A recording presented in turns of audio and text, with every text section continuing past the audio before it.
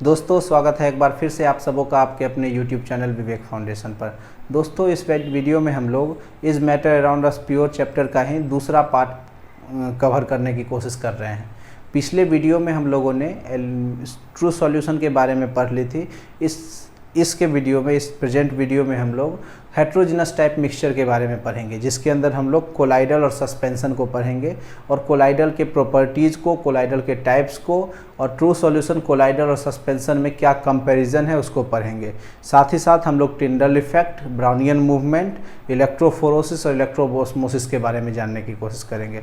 तो दोस्तों मैंने कोशिश की है कि इस वीडियो को एकदम सिंपल भाषा में आप तक पहुंचाया जाए। अगर आपको ये वीडियो अच्छा लगे तो कृपया लाइक करिए, दोस्तों के साथ शेयर करिए। बहुत अच्छा लगे तो चैनल को सब्सक्राइब करिए और अपना सपोर्ट देते रहिए। तो दोस्तों आइए चैप्टर को स्टार्ट करते हैं।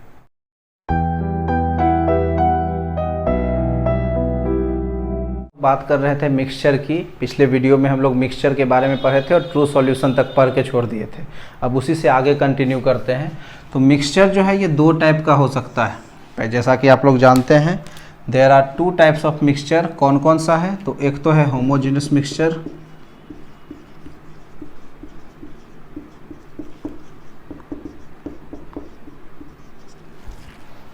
और दूसरा मिक्सचर का एक टाइप है, इसको हम लोग बोलते हैं हेट्रोजेनस मिक्सचर।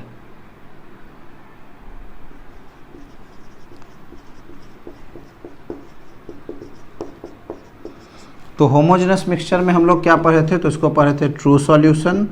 और हेट्रोजेनस मिक्सचर का फिर से दो टाइप था। तो एक था कोलाइडल और दूसरा था सस्पेंशन। हम लोगों ने ट्रू सॉल्यूशन तक पढ़ लिया था पिछले वीडियो में। अगर आप इस वीडियो पर नए हैं, इसको पहली बार देख रहे हैं, तो इससे पिछले वीडियो को, जिसका लिंक डिस्क्रिप्शन बॉक्स में दिया हुआ है, उसको जाइए, उसको पहले देख लीजिए। ट्रू सॉल्यूशन तक अच्छे से समझ में आ जाएगा, फिर यहाँ से आगे कंटिन्यू कीजिएगा। तो हम लोग ट्रू सॉल्यूशन तक पढ़ चुके हैं। अब कोलाइडल और सस्पेंशन पढ़ना है, लेकिन उससे पहले हम लोग कंपेयर कर लेते हैं कि ट्रू सॉल्यूशन, कोलाइडल और सस्पेंशन में क्या अंतर है, ये तीनों होता क्या है। तो थोड़ा सा इसका कंपैरिजन हम लोग पढ़ेंगे। प्रॉपर्टीज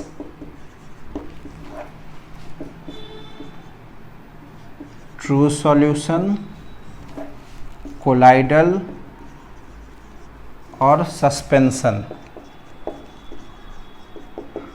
इसका प्रॉपर्टी कंपैरिजन हम लोग पढ़ते हैं। सबसे पहला तो टाइप। ट्रू सॉल्यूशन किस तरह का सॉल्यूशन है? तो ये एक होमोजेनस मिक्सचर है।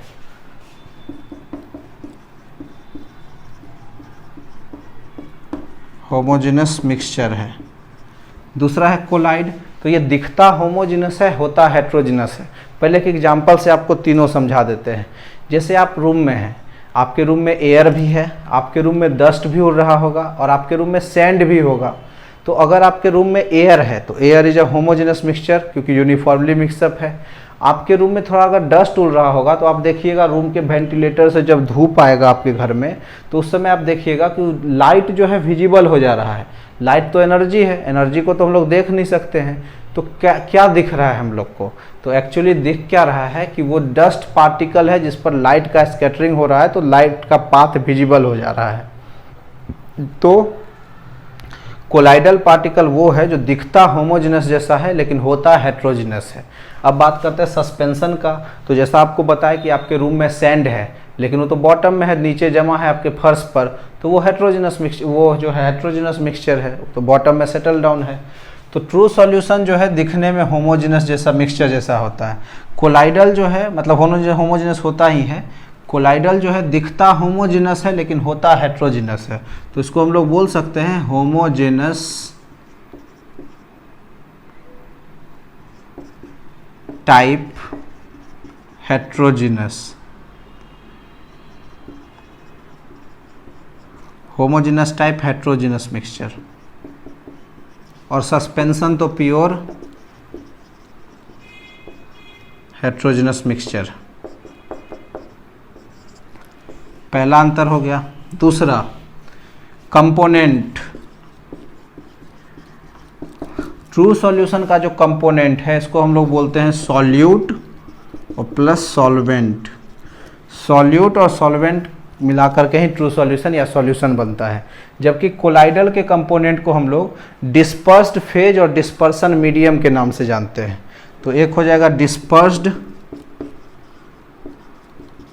फेज, दूसरा डिस्पर्सन मीडियम। और कोलाइड चूंकि मिलता ही नहीं है किसी भी तरह से, बॉटम में जाके बैठ जाता है, इसलिए इसका कोई नाम नहीं है।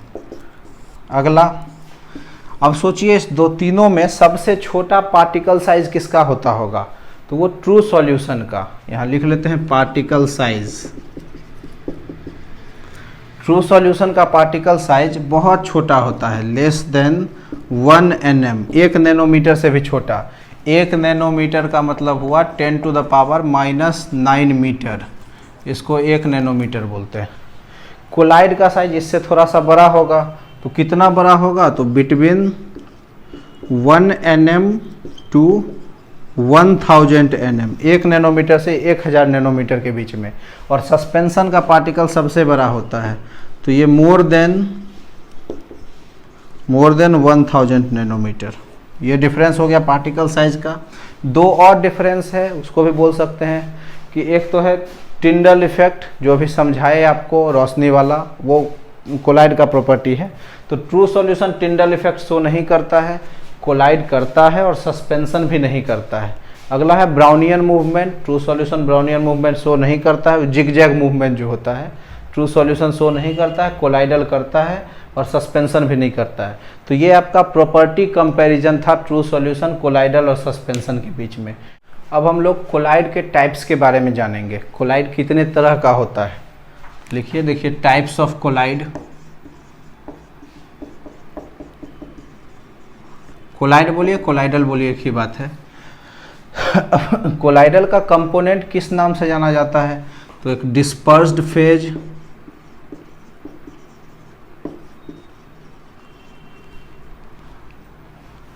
और दूसरा डिस्पर्सन मीडियम।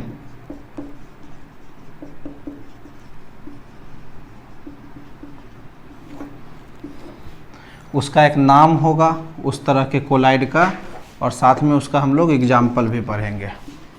देखिए, अगर डिस्पर्स फेज सॉलिड हो, डिस्पर्स फेज सॉल्यूशन में जो काम सॉल्यूट करता है वही कोलाइड में डिस्पर्स फेज करता है, और जो काम सॉल्वेंट का होता है सॉल्यूशन में वही यहाँ पर डिस्पर्सन मीडियम का है।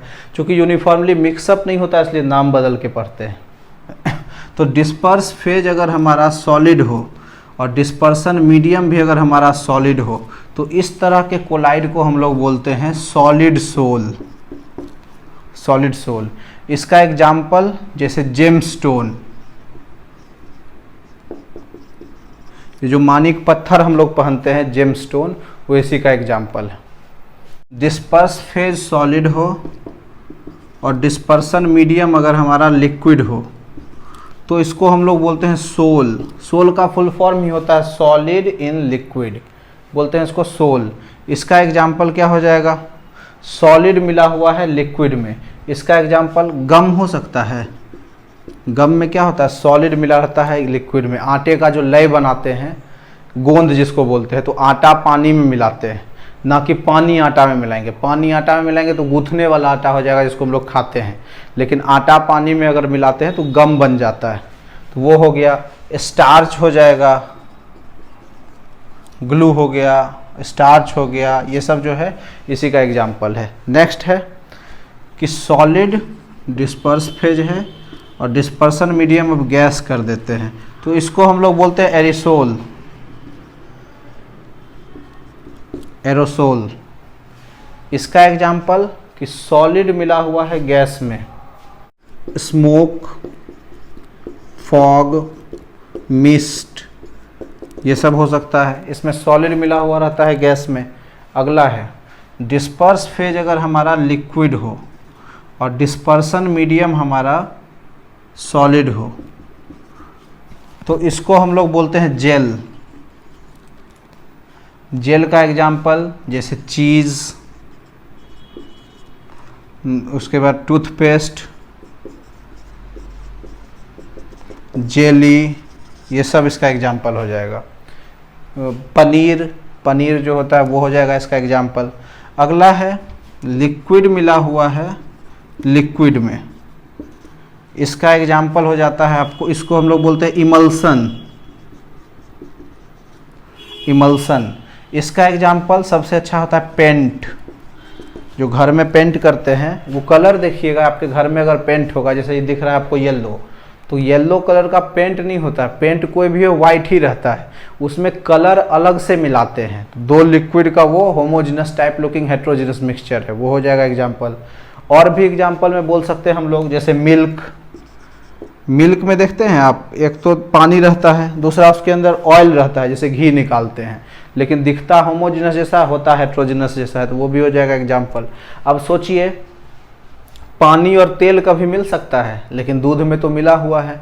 तो ऐसा चीज़ जो इमल्सन बनाता है, ऑयल इन लिक्विड या लिक्विड इन ऑयल का इमल्सन बनाता है और उसको स्टेबल रखता है, उसको इमल्सीफायर बोलते हैं। मिल्क में जो इमल्सीफायर पाया जाता है उसको कैसीन बोलते हैं, वही इस दोनों को मिला करके रखने में हेल्प करता है। अगला,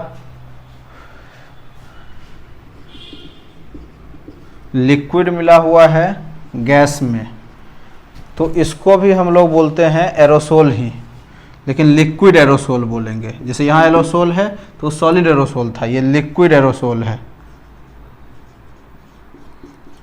लिक्विड मिला हुआ गैस में। इसका एग्जाम्पल क्या हो जाएगा? तो इसका एग्जाम्पल हो जाएगा आपको स्प्रे,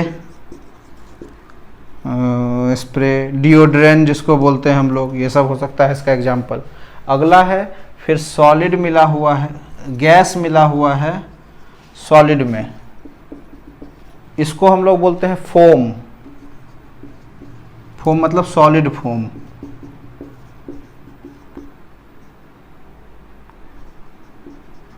सॉलिड फोम, इसका एग्जाम्पल क्या होगा? तो आप वैसा वाला पत्थर देखें, हनुमान मंदिर में जाइएगा, पटना हनुमान मंदिर में, तो उसमें देखिएगा एक पत्थर है जो तैरते रहता है पानी में। ऐसा कहते हैं कि राम जी जो हैं वो जो पुल बना रहे थे तो उसी वैसा ही पत्थर का यूज किया गया था सारे बंदरों के द्वारा, वही पत्थर से बनाए थे पुल भगवान। वो पत्थर में क्या होता है, उसको हम लोग बोलते हैं पुमिंग स्टोन। वो पत्थर में क्या होता है कि स्मॉल स्मॉल पोर्स होता है, जिसके कारण उसका डेंसिटी, उसके अंदर एयर ट्रैप हो जाता है और उसका डेंसिटी जो है वाटर के डेंसिटी से कम होता है। और आप लोग जानते हैं फ्लोटेशन का एक सिद्धांत है कि जिस भी ऑब्जेक्ट का डेंसिटी पानी के डेंसिटी से कम होता है वो पानी के ऊपर तैरता है, नहीं तो वो सिंक हो जाता है। तो उस पत्थर में इतना ना छोटा छोटा पोर्स होता है कि पानी के ऊपर तैरता है। कहते हैं कि भगवान राम का जब पुल बन रहा था तो नल नील जो थे वो जब पुल बना रहे थे तो वही इंजीनियर का काम किए थे, वही पुल बनाए थे वो वाला। तो उस समय में हार्वर्ड और कैम्ब्रिज यूनिवर्सिटी नहीं चलता था इंजीनियरिंग करने के लिए। ये लोग उसी समय में सोचिए पत्थर पर बैठ करके छेद किए होंगे, उसका डेंसिटी वाटर के डेंसिटी से कम किए होंगे और उसको मिला करके पुल बनाए होंगे जो फ्लोट करता होगा। अब उस पर चढ़ के भगवान गए थे श्रीलंका, जो लंका था उस समय रावण से लड़ने के लिए। तो ये एग्जाम्पल हो गया पुमिंग स्टोन। गैस मिला हुआ है लिक्विड में, तो इसको हम लोग बोलते हैं फोम। इसका एग्जाम्पल तो अच्छा, पुमिंग स्टोन का एक और एग्जाम्पल हो सकता है आपको, ये क्या बोलते हैं, स्पॉन्ज। स्पॉन्ज भी एग्जाम्पल लिख सकते हैं। गैस मिला हुआ है लिक्विड में, तो इसका तो वो जो सेविंग फोम सब होता है,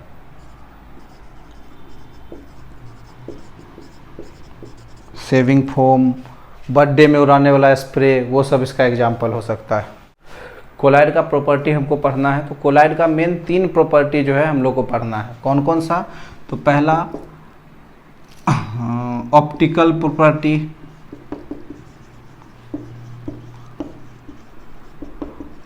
ऑप्टिकल प्रॉपर्टीज ऑफ कोलाइड, इसको हम लोग टिंडल इफेक्ट के नाम से जानते हैं। दूसरा है काइनेटिक प्रॉपर्टी,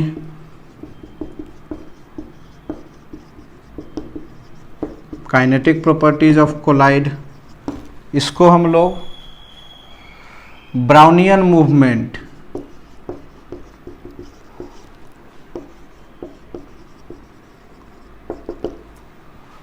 ब्राउनियन मूवमेंट के नाम से जानते हैं। और तीसरा प्रॉपर्टी है जिसको हम लोग बोलते हैं electrical property. Electrical properties of colloid. अब इलेक्ट्रिकल प्रॉपर्टी ऑफ कोलाइड जो है ये दो तरह का होता है, एक होता है इलेक्ट्रोफोरोसिस और दूसरा होता है इलेक्ट्रोओस्मोसिस।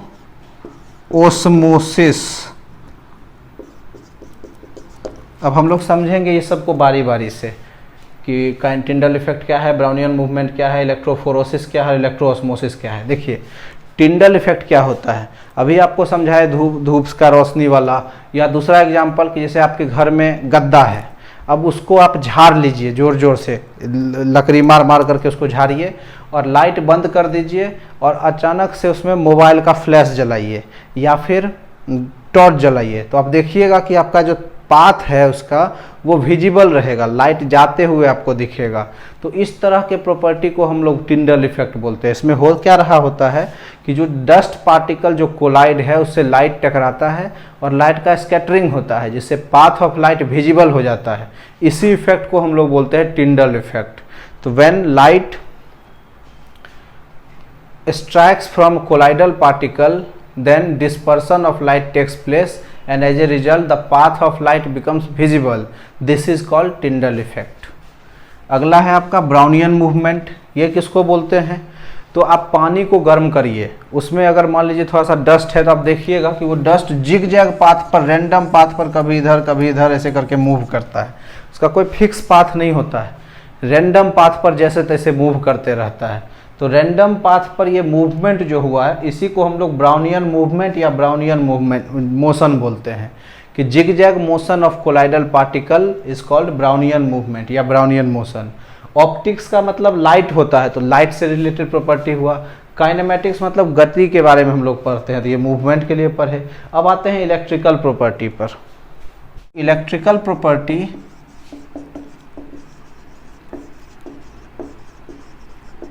कोलाइड का दो तरह का है। कौन कौन सा है, तो एक होता है इलेक्ट्रोफोरोसिस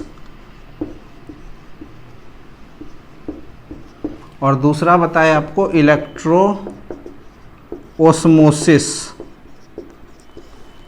अब दोनों को बारी बारी से समझिए, इलेक्ट्रोफोरोसिस क्या होता है, इलेक्ट्रोओस्मोसिस क्या होता है। देखिए कभी सोचे कि कोलाइड पार्टिकल एक जगह स्थिर क्यों नहीं रहता है, मूव क्यों करते रहता है, क्योंकि उस पर चार्ज होता है, पॉजिटिव हो निगेटिव हो जो भी तरह का चार्ज हो, लेकिन कोलाइडल पार्टिकल पर चार्ज प्रेजेंट होता है, इसी के कारण वो अनस्टेबल होकर के मूव करते रहता है। तो क्या करते हैं हम लोग, इलेक्ट्रोफोरोसिस इलेक्ट्रोओस्मोसिस समझने के लिए क्या करिए कि एक ट्यूब ले लीजिए जो कि यू शेप का है, यू शेप का ट्यूब है, और इस ट्यूब में को यहाँ कॉर्क लगा करके बंद कर दीजिए। इसको हम लोग यू ट्यूब बोलते हैं, यू ट्यूब कहलाता है ये। कॉर्क लगा के बंद कर दीजिए। अब इसके अंदर दो इलेक्ट्रोड को प्लेस कर दीजिए, एक इधर इलेक्ट्रोड है, एक इधर इलेक्ट्रोड है। इलेक्ट्रोड को आप जानते हैं कि कैथोड एनोड के नाम से जानते हैं, एक पॉजिटिव चार्ज एक निगेटिव चार्ज है। इसको किसी सोर्स ऑफ करंट से आप कनेक्ट कर दीजिए, पॉजिटिव है तो पॉजिटिव टर्मिनल से जुड़ा होगा, निगेटिव है तो निगेटिव टर्मिनल से जुड़ा हुआ होगा। उसके बाद इसके अंदर कोलाइड पार्टिकल रखा हुआ है, कोलाइड पार्टिकल कोलाइडल मिक्सचर रखा हुआ है। तो उसमें दो चीज़ होता है, डिस्पर्सन मीडियम और डिस्पर्स फेज। मान लीजिए पानी और कोलाइड पार्टिकल था, तो कुछ कोलाइड पार्टिकल सब भी प्रेजेंट होगा, उसको इस रंग से बना देते हैं, ब्लैक रंग से। अब अभी बताया कि कोलाइड पर चार्ज प्रेजेंट होता है, कोलाइड पार्टिकल पर, तो वो charge can either be positive और इट कैन बी निगेटिव। मान लीजिए कि निगेटिवली चार्ज कोलाइड पार्टिकल है, सब पर निगेटिव चार्ज है या पॉजिटिव चार्ज, जो भी आपको मानना है। तो जैसे ही करंट का सप्लाई करेंगे, अभी ये सर्किट ओपन है, जैसे ही करंट का सप्लाई करेंगे तो क्या होता है ना कि जैसे ही करंट पास करते हैं हम लोग, तो हम लोग क्या देखेंगे कि करंट के कारण एक इलेक्ट्रिक फील्ड जनरेट होगा, मतलब इसमें करंट आ जाएगा।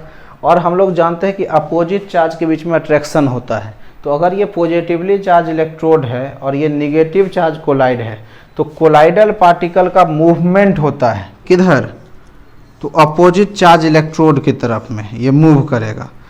तो मूवमेंट, यही मूवमेंट जो है इलेक्ट्रोफोरोसिस कहलाता है, कि the movement of colloidal particle towards electronegative opposite charge electrode under the influence of strong electric field is called electrophoresis.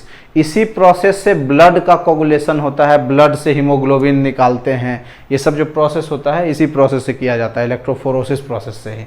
कि movement of colloidal particle towards strongly opposite charge electrode under the influence of strong electric field is called electrophoresis. अब समझिए इलेक्ट्रोऑस्मोसिस क्या होता है। तो देखो osmosis का मतलब क्या होता है पहले वो समझिए, तो इलेक्ट्रोऑस्मोसिस आपको समझ में आ जाएगा। तो ऑस्मोसिस का मतलब होता है movement of solvent from lower concentration to higher concentration. जैसे आप चना को पानी में भिगो देते हैं, फूलने के लिए देते हैं, तो देखिएगा उसमें क्या होगा कि सूखा चना में पानी भर जाएगा, मतलब पानी चला जाएगा और चना फिर फूल जाता है। तो पानी का मूवमेंट हुआ चना के तरफ, यानी डाइल्यूट सॉल्यूशन से सॉल्वेंट का मूवमेंट हुआ कंसंट्रेटेड सॉल्यूशन की तरफ में। तो movement of solvent from dilute solution to concentrated solution is called osmosis. और वही अगर इलेक्ट्रिसिटी के हेल्प से तेजी से हो तो उसको इलेक्ट्रोऑस्मोसिस बोलते हैं। अब देखिए अगर मान लीजिए इस पॉजिटिवली चार्ज इलेक्ट्रोड के तरफ में ये सब जो निगेटिवली चार्ज कोलाइड का डेंसिटी बढ़ गया है, तो ये तो यू शेप का ट्यूब है, तो ऐसा तो होगा नहीं कि इधर ज़्यादा पानी इधर कम पानी रहेगा सॉल्यूशन का, मिक्सचर का, इधर का ज़्यादा सॉल्यूशन इधर कम सॉल्यूशन रहेगा, या कोलाइडल मिक्सचर दोनों तरफ बराबर लेयर में ही रहेगा। लेकिन इधर वाले लेयर में जो है मिक्सचर ज़्यादा रहेगा और इधर वाला जो है कम मिक्सचर रहेगा। तो सॉल्वेंट का मूवमेंट अभी पढ़े ऑस्मोसिस का मतलब लो कंसंट्रेशन से हाई कंसंट्रेशन की तरफ होगा। मतलब सॉल्वेंट इधर से, पानी इधर ज़्यादा है तो इधर से सॉल्वेंट निकल निकल के इधर मूव करते रहेगा। तो इस मूवमेंट को ही हम लोग बोलते हैं इलेक्ट्रोऑस्मोसिस। तो हम लोग इलेक्ट्रोफोरोसिस में क्या पढ़े कि movement of colloidal particle towards oppositely charge electrode under the influence of strong electric field is electrophoresis. और इलेक्ट्रोऑस्मोसिस में क्या पढ़ेंगे, movement of solvent from lower concentration to higher concentration under the influence of strong electric field is called electroosmosis. इसका उपयोग भी किया जाता है वही ब्लड फिल्टर करने में, किडनी डायलिसिस में, ये सब प्रोसेस में सब का यूज किया जाता है इलेक्ट्रोऑस्मोसिस का। तो आप कोलाइडल पार्टिकल का प्रॉपर्टी समझ गए, सारा कोलाइड का टाइप समझ गए आप सारा। मिलते हैं अगले वीडियो में, उसमें हम लोग सेपरेशन ऑफ मिक्सचर का जो मेथड सब है वो सबको पढ़ेंगे। जुड़े रहिए, बहुत बहुत आभार।